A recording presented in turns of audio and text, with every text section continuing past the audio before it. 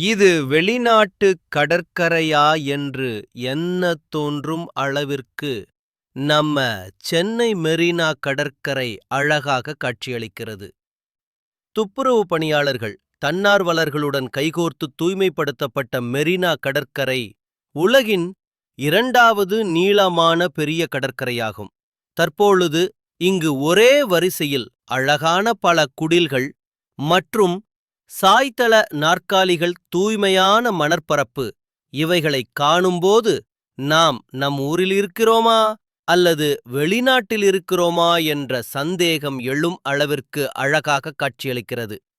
மேலும் இதனை சுற்றிலும் பெரிய தலைவர்களின் நினைவு மண்டபங்கள் அமைந்துள்ளதால் இனிவரும் காலங்களில் இது ஒரு சிறப்பான சுற்றுலா தலமாக மேம்பட்டு நிற்கும் என்பதற்கு ஐயமில்லை.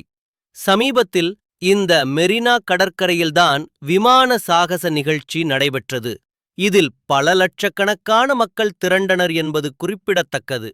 பார்வையிட வரும் பொதுமக்கள் தன்னால் இயன்றவரை கடற்கரையின் சுற்றுப்புறத்தை தூய்மையாக வைத்துக் கொண்டாலே தொடர்ச்சியாக காண்போருக்கு இதே தோற்றத்தில் கண்கொள்ளா காட்சியாக இருக்கும்.